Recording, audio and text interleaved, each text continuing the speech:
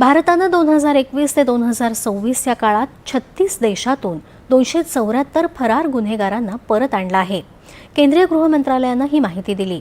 सरकारनं 2018 मध्ये फरार गुन्हेगारांवरील कारवाई अधिक कडक करण्यासाठी आर्थिक गुन्हे करून फरार झालेल्यांना कायदा लागू केला. तसंच फरार गुन्हेगारांचा सामना करण्यासाठी भारतानं गुप्तचर माहितीवर आधारित आणि तंत्रज्ञानाचा वापर करणारी एक एकात्मिक कार्यपद्धती विकसित केली आहे, असं मंत्रालयानं सांगितलं.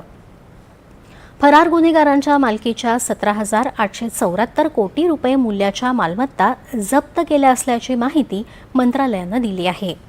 2014 पूर्वी भारताचे केवळ 37 देशांशीच गुन्हेगारांच्या प्रत्यार्पणाबाबतचे करार होते.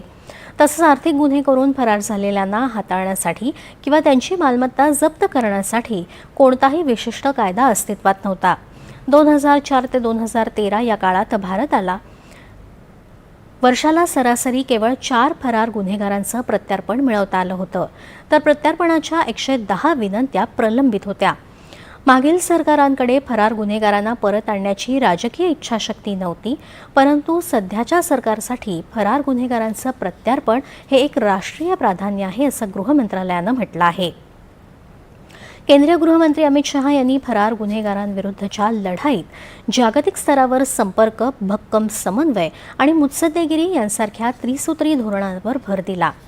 फरार गुन्हेगारांचा मुद्दा हा देशाचं सार्वभौमत्व, आर्थिक स्थैर्य, कायदा आणि सुव्यवस्था तसंच राष्ट्रीय सुरक्षा यांच्याशी अत्यंत घनिष्ठपणे जोडलेला असल्याचं मंत्रालयानं नमूद केलं आहे.